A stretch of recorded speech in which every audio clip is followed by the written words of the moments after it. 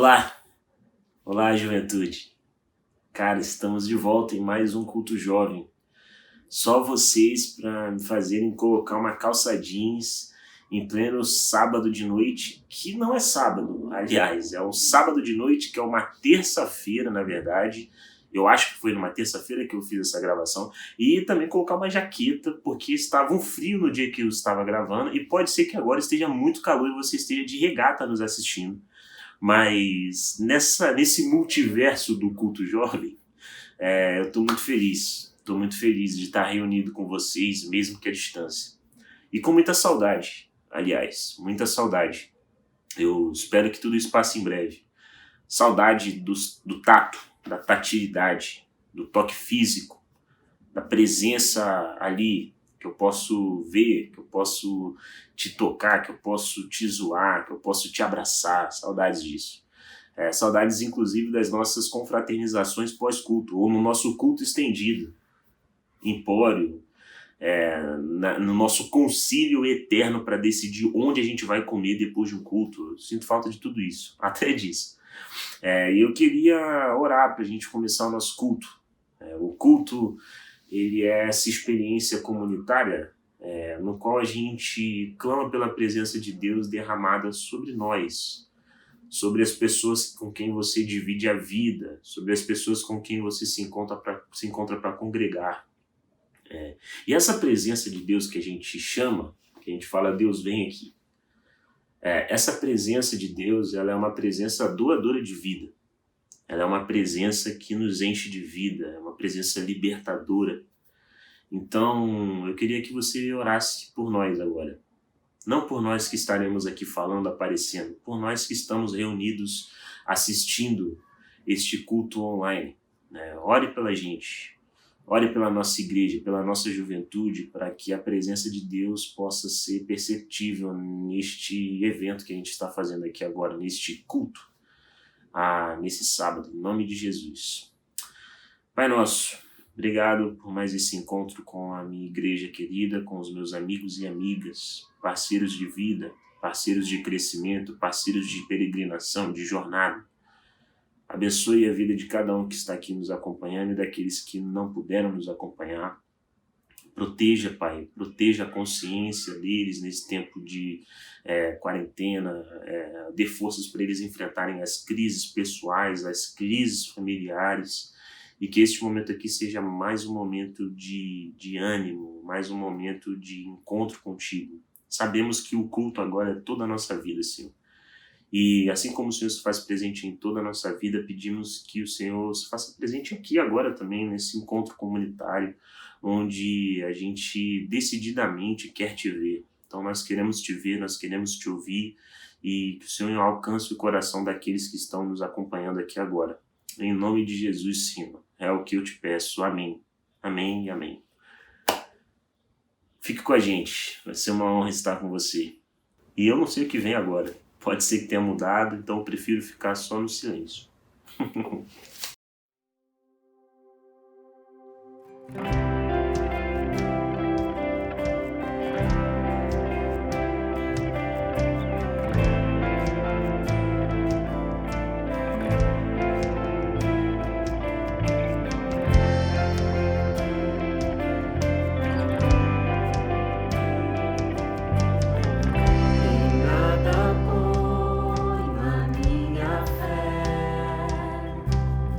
Se não na graça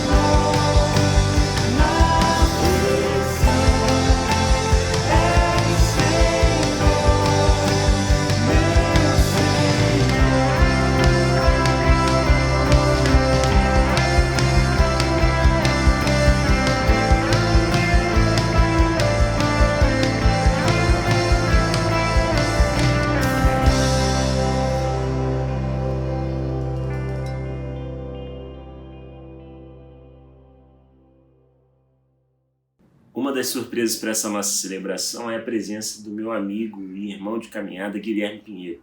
A gente morou junto no seminário, a gente dividiu o quarto e praticamente assim, a fase mais intensa da nossa jornada espiritual a gente viveu de maneira muito próxima. Então ele é um cara com o qual a relação foi um palco da ação de Deus na minha vida. E eu queria que vocês conhecessem esse meu irmão e ele vai pregar, eu também vou pregar, esse culto ele vai ser legal. Irmão, Deus te abençoe, vai com tudo, estamos juntos. Valeu! Olá, tudo bem? Eu sou o Guilherme, sou amigo do Israel e quero compartilhar algumas coisas que têm acontecido no meu coração com você. A minha oração é que Deus nos encha com o seu espírito. E sim, eu estou no banheiro da minha casa, porque tem um cachorro lá fora latindo que está atrapalhando a gravação desse vídeo. Então vai ser aqui mesmo, beleza? Espero que você me entenda. Já são 70 dias aqui, sozinho. Não no banheiro, aqui em casa. Aqui também tem banheiro. Mas 70 dias mais desafiadores do que eu pensei. Se é que eu parei para pensar na parte ruim, né? Porque quando começou essa quarentena, eu dizia para mim mesmo e para as outras pessoas, vamos aproveitar esse tempo para a gente se aprofundar na nossa espiritualidade, para a gente intensificar a nossa peregrinação, para a gente conhecer a Deus, para a gente se conhecer como a gente nunca se conheceu. E eu foquei muito nisso, e eu olhei muito para isso, prestei muita atenção nisso, talvez me esquecendo de lembrar que alguns dias, muitos dias de toda essa jornada chamada quarentena, desses dias difíceis, que certamente já aconteceram para você, aconteceram para mim e que vão continuar acontecendo. Dias difíceis fazem parte do caminho do discípulo de Jesus. E para esses dias, nós precisamos de uma espiritualidade real. Uma espiritualidade perfeita não é capaz de lidar com dias reais, porque uma espiritualidade perfeita não é real. Uma espiritualidade perfeita é uma ilusão. Jesus nos chama a uma espiritualidade que conhece os nossos limites, que conhece o gosto das nossas frustrações, das nossas decepções em fé, das provações pelas quais a nossa fé passa. É para esse tipo de espiritualidade que Jesus nos convida, uma espiritualidade real. E quando eu falo de uma espiritualidade real, não consigo me esquecer do apóstolo Pedro, sobretudo no capítulo 14 de Mateus. Eu quero te convidar a esse texto, ainda que a gente não vá lê-lo completamente. Mateus 14, do 22 ao 36, é um texto interessantíssimo sobre o qual você pode refletir com o seu coração. O que está acontecendo aqui é que, depois de multiplicar pães e peixes, os discípulos adiantam a viagem no barco, se encontram com uma tempestade, enquanto Jesus despedia a multidão e orava. Jesus encontra os discípulos no meio da noite, os discípulos já atemorizados pela tempestade ficam com medo quando olham para esse que é Jesus, mas que por eles é encarado como um fantasma. Eles acham que é um fantasma. E Jesus tem que dizer, coragem, sou eu, não tenham medo. E é nisso que Pedro diz, se és tu, manda-me ir ao teu encontro sobre as águas. E então Jesus responde dizendo, venha. Pedro sai do barco, anda alguns passos sobre as águas, se afoga, pede socorro, é salvo por Jesus, é colocado por Jesus de volta dentro do barco. Ele e todos os discípulos reconhecem, ele é o Filho de Deus, é o que o texto diz. Todos o adoraram, dizendo, verdadeiramente és o Filho de Deus. E então eles prosseguem viagem, desembarcam num local onde os doentes vão atrás deles para serem curados. O que eu quero falar com você que tem conhecido os seus limites nessa quarentena, os limites da sua espiritualidade, é que a nossa espiritualidade acontece quando ela conhece os seus limites. Justamente nesses dias de maior desânimo, de maior fragilidade, de maior fraqueza. Esses dias em que a gente não quer se levantar da cama e esses dias que a gente não quer orar. Esses dias em que a gente até tenta orar, mas não consegue. Esses dias em que a gente não quer ler a palavra ou a gente quer ler a palavra e quando lê, parece que a palavra não nos leu, parece que a gente está lendo um monte de palavras vazias. Esses dias nos quais as conversas com os nossos amigos, elas são assim, parece que a gente está desconectado, mais do que isolado. Esses dias, eles estão cerceados também pela espiritualidade para a qual Jesus nos convida. Pedro, para mim, é um retrato dessa espiritualidade. Porque a espiritualidade de Pedro, ela não é aqui caracterizada pela capacidade dele andar sobre as águas. Para mim, a espiritualidade de Pedro, ela tem o seu valor na coragem que Pedro tem de pedir por ajuda. Na coragem que Pedro tem de pedir socorro, de gritar por salvação. Senhor, salva-me. Uma oração de pouquíssimas palavras. Porque oração não diz respeito à nossa capacidade de expor diante de Deus teses teológicas com o português correto. Oração é quando a gente coloca o nosso coração na presença de Deus do jeito que ele está. E foi o que o Pedro fez. Do jeito que estava. Senhor, salva-me. É o que coube, é o que o fôlego dele, é o que o limite dele suportou. E por causa dessa oração, ou nessa oração, Jesus se movimenta.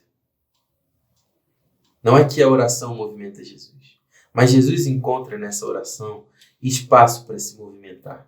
E se movimenta, salvando Pedro, sendo reconhecido como o Filho de Deus, e leva toda essa galera em direção ao outro, onde eles vão curar pessoas. Os dias mais difíceis da nossa espiritualidade, eles são fundamentais para a nossa espiritualidade, porque é neles que a gente ganha consciência de que nós somos frágeis, de que nós temos limites, de que esse desânimo ele é fruto dos nossos limites, de que nós somos muitas vezes incapazes de perceber a presença de Deus, de reconhecê-lo.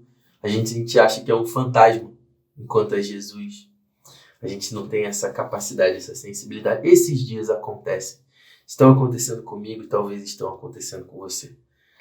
Mas a minha oração é que nesses dias a gente tenha a disposição de colocar o nosso coração na presença de Deus do jeito que ele tiver. Seja com um salmo de 5 páginas ou com uma oração de 2 palavras.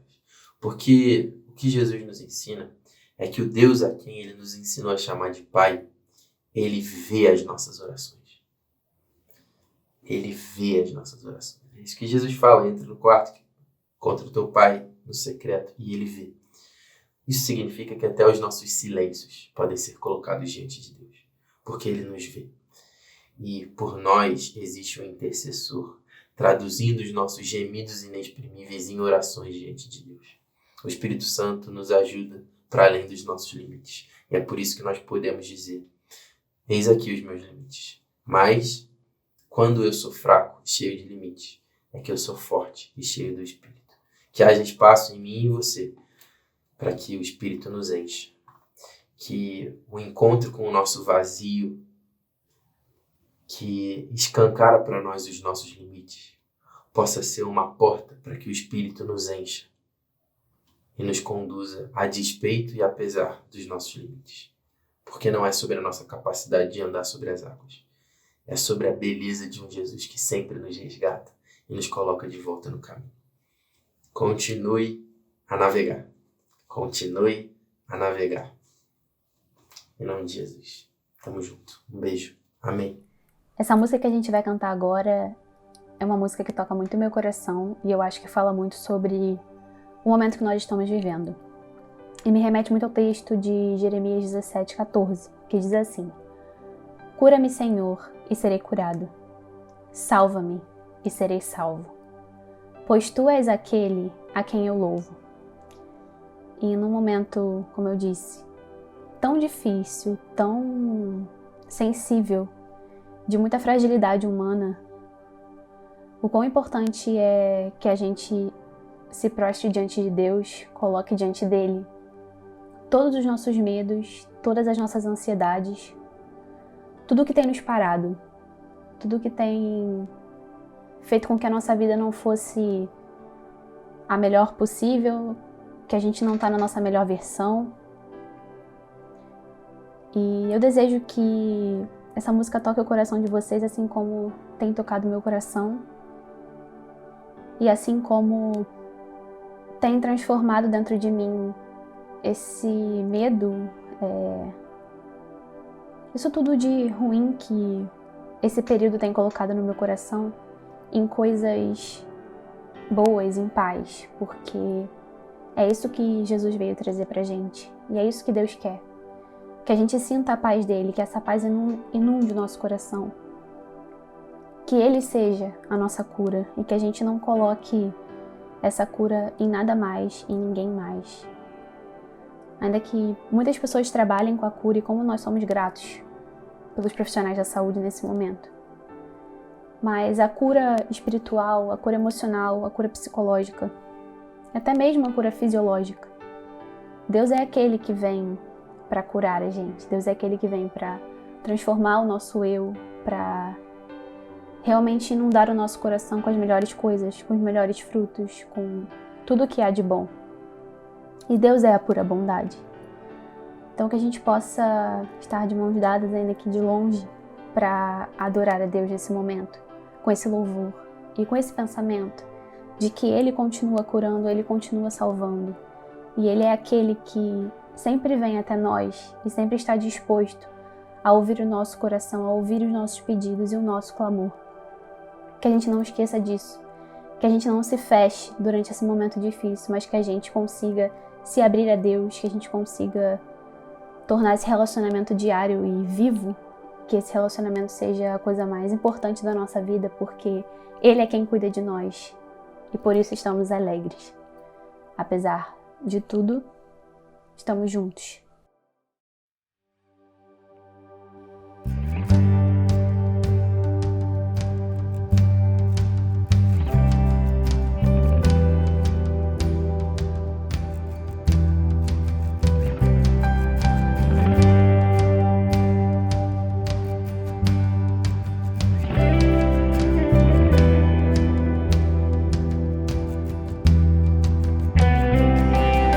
Escuta as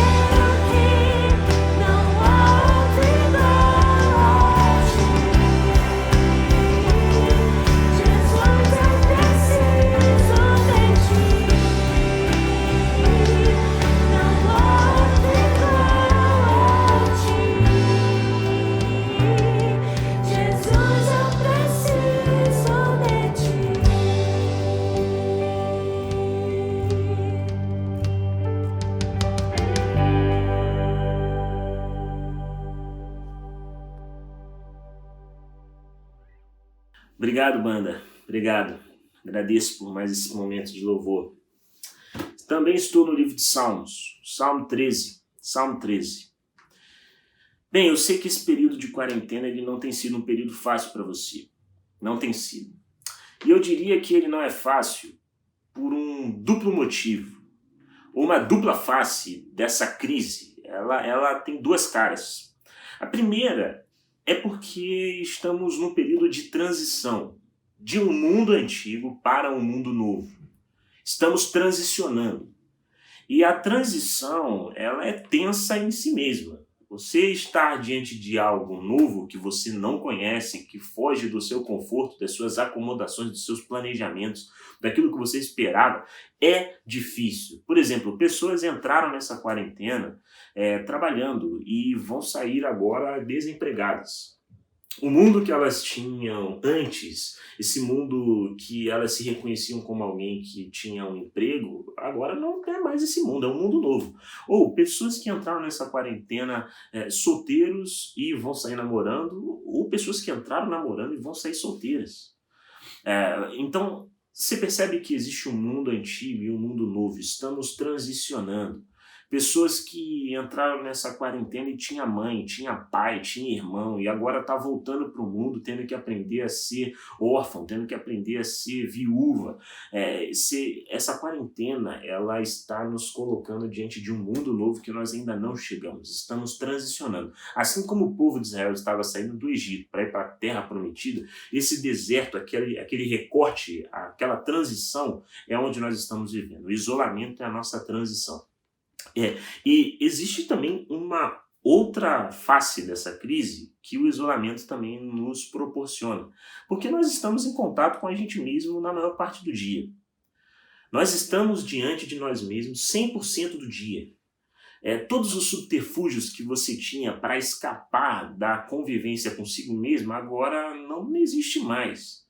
Por isso que muitas pessoas estão repensando sua vocação em tempo de quarentena, muitas pessoas estão se aprofundando em crises no tempo de quarentena. Pessoas que entraram em quarentena com a sanidade mental aparentemente louvável e agora estão saindo convictos de que precisam entrar num processo terapêutico, porque provaram, meio que passaram o dedo assim no coração e viram que o gosto era amargo, que estava confuso, que estava em crise, que tem pânico, que tem ansiedade. Tem muita coisa assim em jogo nessa quarentena, com respeito a nós mesmos. E esse encontro que a gente teve com a gente mesmo não foi um encontro que você planejou. Diferente de alguém que faz terapia, que tem alguém acompanhando esse processo de diálogo consigo mesmo, cara, essa quarentena você não quis entrar em contato com você. A gente é tipo uma criança que é convidada para um casamento, a família é convidada para um casamento, a criança tem que ir, só que a criança não quer estar lá. Então, você não quer estar diante de você não quer estar diante das suas crises, dos seus pensamentos, tem sido um período tenso para você. Então, essa transição, ela é uma transição muito turbulenta. E eu queria te dar, assim, uma receita de bolo para você tornar essa transição uma transição sem conflitos, sem crise, sem problemas. Mas eu não consigo te oferecer isso. Por outro lado, eu acho que temos um jeito de transicionar, temos um jeito de atravessar. E é este jeito que eu queria te sugerir hoje. Eu te sugiro uma forma de atravessamento, que é a oração. A oração. Atravesse esse período em oração. E é por isso que eu estou no livro de Salmos. Atravesse esse período turbulento em oração. E quando eu me voltei para o livro de Salmos, que eu sempre tive muita dificuldade em orar, o livro de Salmos me ajuda muito. Eu encontrei esse Salmo 13 aqui, no qual ele me apresenta duas convicções que você, orante, você, um salmista, você, uma pessoa que está atravessando esse período em oração, precisa ter duas convicções. Estou no Salmo 13, o Salmo de lamento, é um salmo de lamentação. Eu vou ler, feche seus olhos. Feche seus olhos.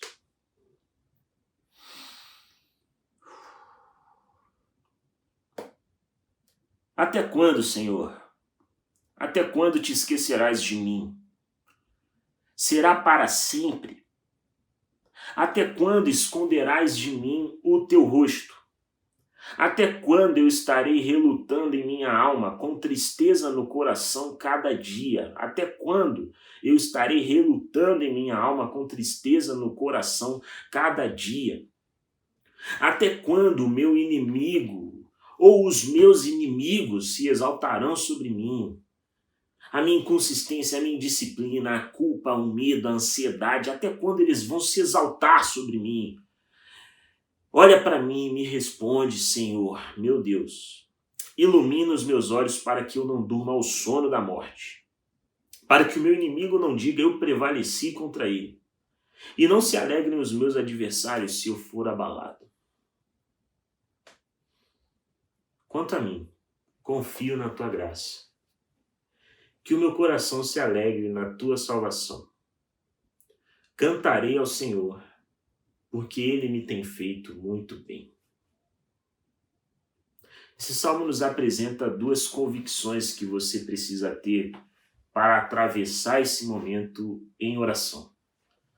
A primeira convicção é uma convicção que eu percebo a partir da própria estrutura desse salmo, porque se você acompanhar os primeiros versos, os versículos 1 e 2, você vai ter um salmista, e parece que no versículo 5 e 6 você tem um outro salmista.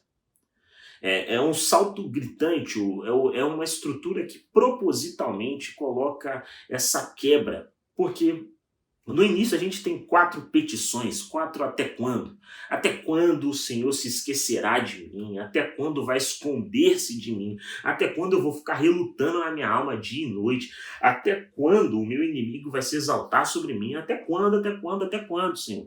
Só que o versículo 5 e 6 a gente tem aparentemente um outro salmista. Quanto a mim, confio na tua graça. Que o meu coração se alegre na tua salvação. Eu cantarei ao Senhor, porque ele me tem feito muito bem. Pera, ele tem feito muito bem ou ele é aquele que se escondeu? Ou ele é aquele que se esqueceu? Qual é a percepção desse salmista? Bem, é realmente proposital essa movimentação do apelo, da angústia para a alegria. A primeira convicção que você precisa ter é de que momentos de até quando são momentos. Momentos de até quando passam.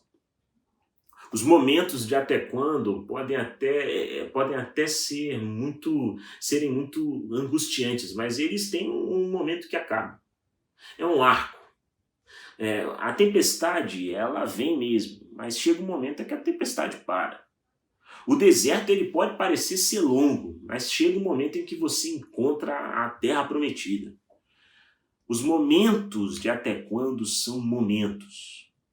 A gente precisa ter essa convicção para atravessar este período turbulento em oração. A oração desse salmo, ela faz propositalmente este movimento do apelo para a salvação, da angústia para a libertação. É um movimento. Momentos de até quando são momentos. E existe uma segunda convicção. Que esse salmista me apresenta e me ajudou e tem me ajudado a atravessar este momento de esta transição conturbada. A segunda convicção é de que a bondade de Deus é o chão misterioso que permite a nossa lamentação. Ele diz, quanto a mim eu confio na tua graça. Essa graça aqui é bondade. Eu confio na tua bondade, eu confio, Deus, eu sei que o Senhor é bondoso. E essa bondade de Deus, ela é um mistério que sustenta a possibilidade da gente provar dos nossos até quandos. Até quando? É a possibilidade. O mistério da bondade de Deus permite você ser honesto diante dele.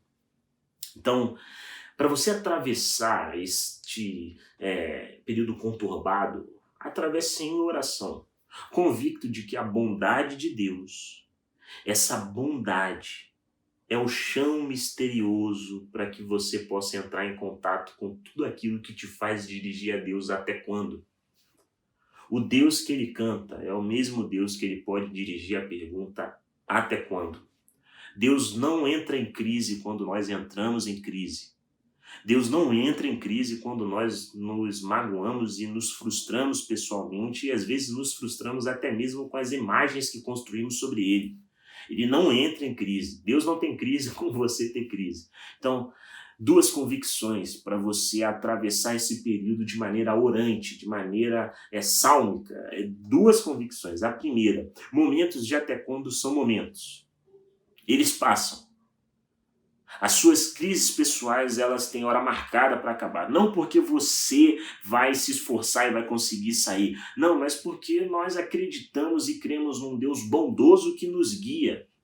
Um Deus bondoso que não nos deixa à deriva, um Deus bondoso que nos acompanha. Então, toda vez que eu entrava em crise e dizia, Senhor, eu não sei mais o que eu vou fazer com relação a essa minha crise pessoal. Eu não sei, Deus, eu confesso que eu também acho que se eu for escolher o caminho, eu vou dar um tiro no pé. Aí ele fala assim, Israel, tudo bem, eu te guio.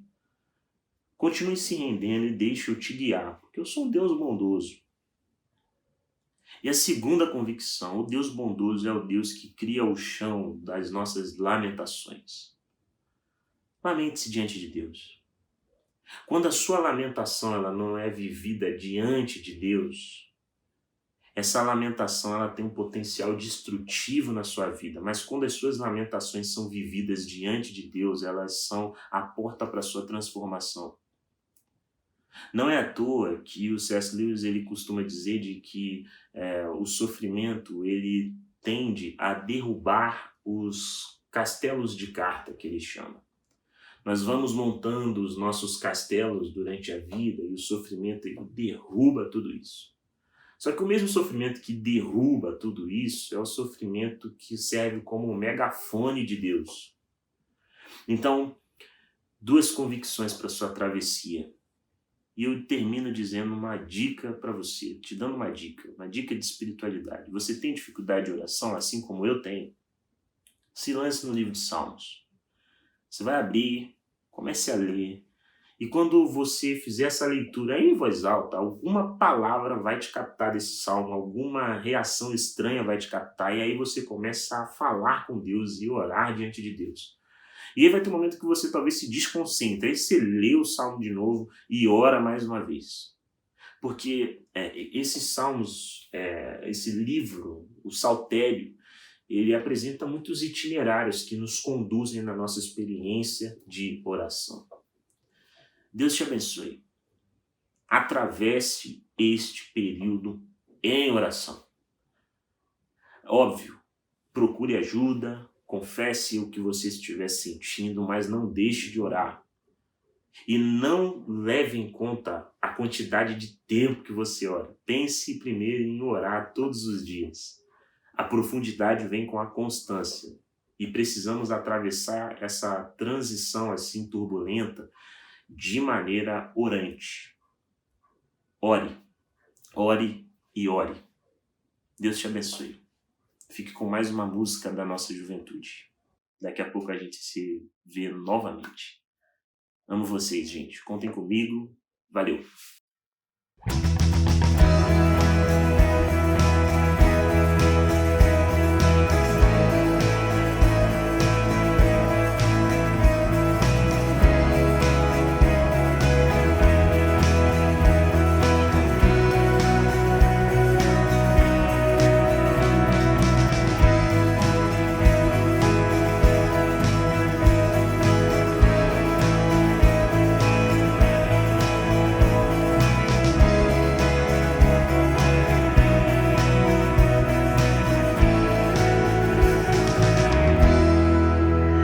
Sou grato por tudo o que tenho, o tesouro maior desse mundo me foi dado como herança eterna, maior prova de um amor tão profundo. Tenho vida, alegria em todo tempo.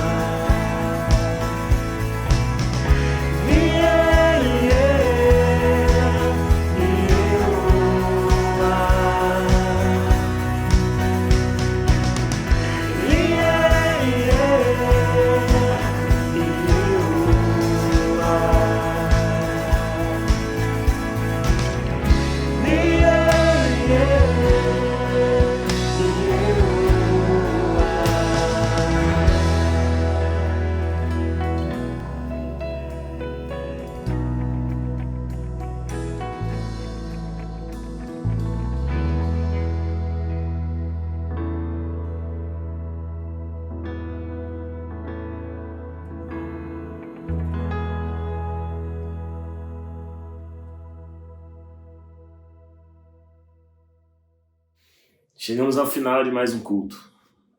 Espero que Deus tenha visitado seu coração e falado com você.